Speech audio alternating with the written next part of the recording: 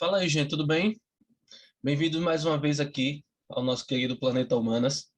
Muito bom ter vocês assistindo aqui a mais uma aula do nosso canal. Como vocês sabem, né, meu querido canal traz muito conteúdo dentro das disciplinas de humanas. E hoje, claro, não ia ser diferente. Trouxe aqui hoje para vocês um tema que envolve religião, história, filosofia. A gente vai falar de mitologia grega. E essa aula é destinada para você que já estudou a origem da filosofia, já estudou Grécia Antiga e dentro desses conteúdos se interessou pela mitologia grega. A nossa aula de hoje é menos técnica. Eu não vou trazer aqui para vocês características de conhecimento, fatos históricos, pensadores, enfim, essas coisas que fazem parte do conhecimento técnico.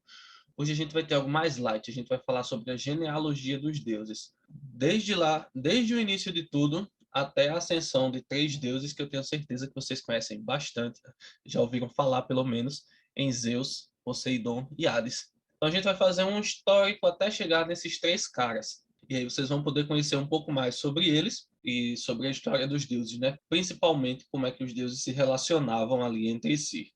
Beleza? Então bora lá, sem conversar demais. O foco principal da aula são esses três caras. Mas para a gente entender a origem deles, a gente vai pegar aí as narrativas mitológicas desde o início de tudo. E segundo a mitologia grega, lá no início de tudo estava justamente o caos. Primeiramente, o caos não é quarto de adolescente. Eu estou falando de uma divindade que é a mais antiga forma de consciência do universo. É aquele ser que está lá no início de tudo. Ele representa o vazio, o espaço e sua imensidão.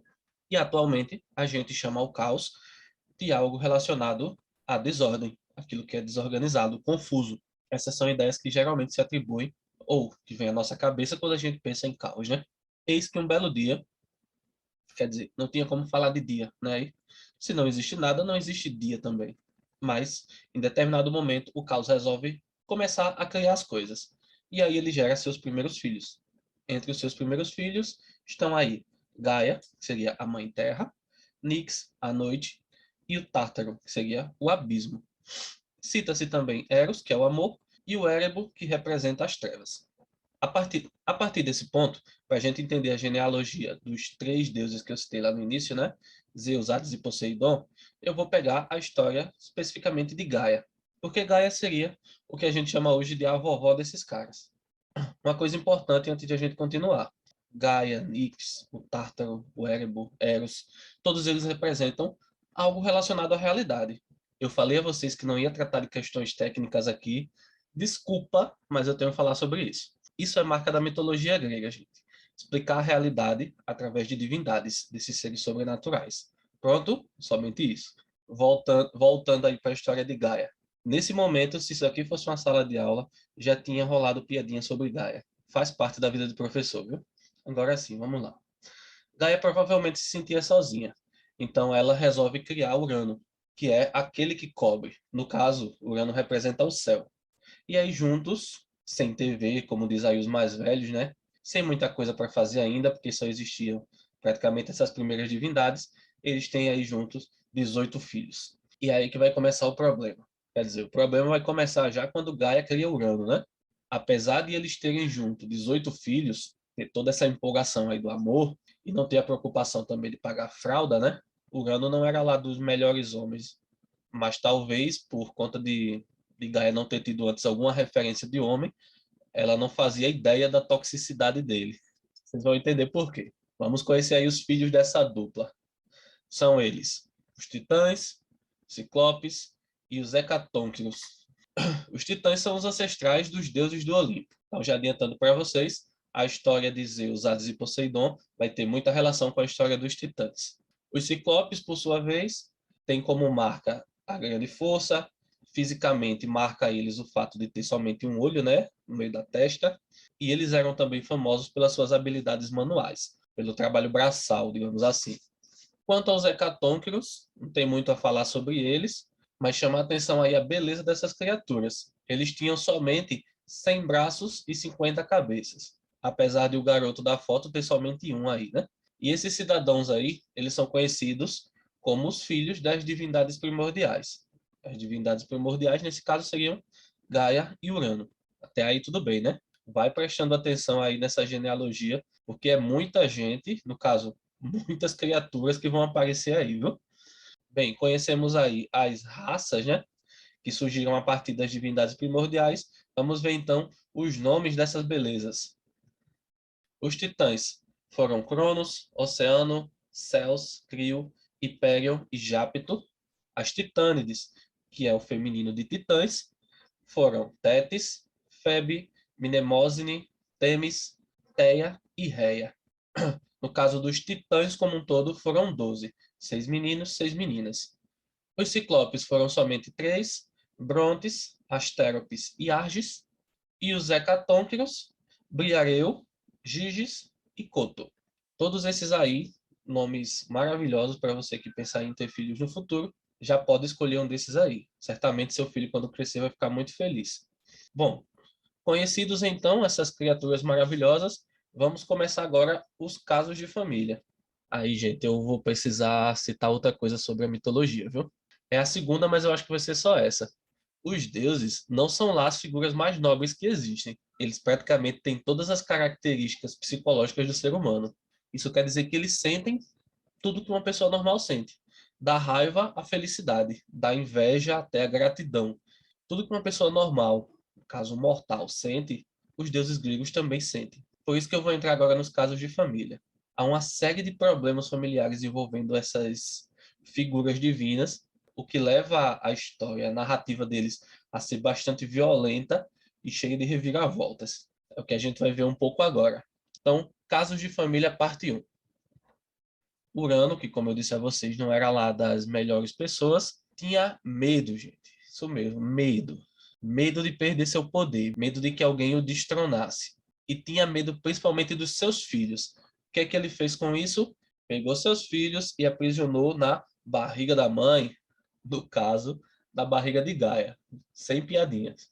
Gaia, bichinha, começou a sentir dores de barriga, né? Imagina, titãs, ciclopes e hecatônquicos dentro da sua barriga.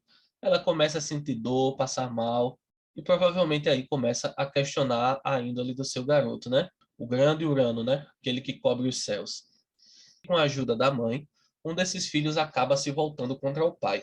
E esse filho é Cronos, grande senhor do tempo, próprio tempo, na verdade. E aí, Cronos se revolta contra o pai. Você consegue ver aí na imagem Urano ali, ó, no chão, depois de ter levado umas pancadas aí, e Cronos ali ameaçando ele com aquela clássica arma da ceifadora. Visualizem o local que Cronos está acertando. Não é por acaso que essa imagem mostra isso. Segundo a narrativa, Cronos corta os bagos do pai, fazendo então ele perder seu poder. E enfim, né? Ele mata o pai, e aí conta-se também que do seu sangue e, enfim, do líquido que surgiram outros seres, dentre eles as fúrias, que eram três no caso: castigo, rancor e ódio. Três elementos ligados a esse episódio, né?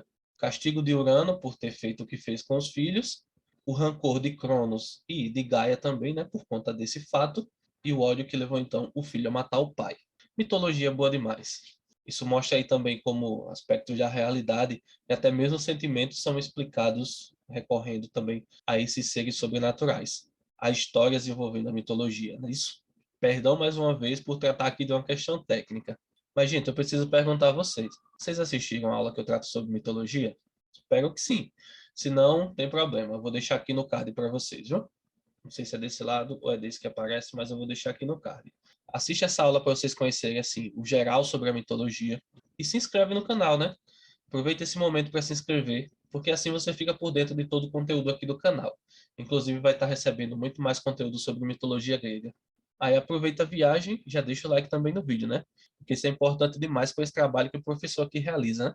Dá essa força, ajuda aí. Vai ser muito importante para eu continuar trazendo conteúdo de qualidade para vocês, belezinha? Então, bora continuar. Depois de ter matado seu pai, Cronos, o grande titã, senhor do tempo, casa-se com sua irmã. Casar entre aspas, né? Tinha esse negócio de casamento, cerimônia nesse período entre deuses. Mas enfim, eles se envolvem e juntos, nesse envolvimento aí, eles têm 6 filhos. Cronos herdou do seu pai o pior que ele tinha: a toxicidade e também a noia com essa questão de ser destronado, de alguém tomar seu poder. E aí ele resolve tomar atitudes para que isso não aconteça. Lembrando até do fato do seu pai, né? Foi um dos filhos que acabou tirando ele do poder, matando ele. Só que o Cronos faz algo diferente. Enquanto que o seu pai Urano prendia os filhos, Cronos resolveu engolir. O pai dele colocava na barriga da mãe. Ele disse: eu vou colocar na minha barriga, porque assim é mais garantido. A minha mãe me ajudou, me soltou, e eu acabei tirando meu pai do poder. Para garantir, eu vou deixar na minha barriga, porque aí não corre o risco de alguém me trair, chegar um filho meu e de repente também me mata, me tira do poder. Aí você pensa, né? O cidadão é igualmente ruim como o pai, só que, digamos, até mais esperto. Pensou em algumas coisas que o pai não tinha pensado. Vamos conhecer aí então os filhos desse casal 10. São os Crônidas, justamente em alusão ao pai, né? Foram eles: Hestia, Deméter e Hera, as meninas; Hades, Poseidon e Zeus, os garotos. Nessa fase aí a gente já consegue ver os deuses gregos, aqueles que recebiam os templos, as oferendas, né, em alguns casos. E você vê, já é um pessoal mais bonito. Não tem ninguém aí com o olho só no meio da testa, 50 braços, 200 cabeças. São divindades de forma humana. Acabou aí, chegamos ao fim? Não. Porque esses cidadãos aí nasceram, mas não tiveram paz. Eles não nasceram e simplesmente foram lá para o Olimpo, reinar, assumir o local, assumir o seu lugar de divindade, né? Pelo contrário, o papai deles, o grande Cronos, resolveu então, como eu disse, engolir os bichinhos. E aí a gente chega no Casos de Família, parte 2. Cronos era o tirano da história. Ele devorava os próprios filhos, que faz alusão a essa ideia, né, de que o tempo possibilita a vida, mas ele também devora seus filhos. As coisas, os objetos, o mundo em si, material, ele é finito, sujeito à transformação, e ele vai sendo devorado na medida do tempo. Triste, né? Mas é a vida. Réia, mamãe, mãezona mesmo, poupou um dos seus filhos, foi justamente Zeus, para que ele pudesse enfrentar o pai e libertar seus irmãos. Réia teria poupado Zeus, não entregando ele a Cronos quando ele nasceu, mas deu para ele um pedregulho lá, uma rocha, e Cronos, né, todo senhor de si, nem aí, pegou, engoliu lá, não viu nem o que tinha engolido, e Réia, no caso, levou Zeus para ser criado em outro local, para que então, quando Zeus crescesse, tivesse aí em condições, ele pudesse enfrentar seu pai.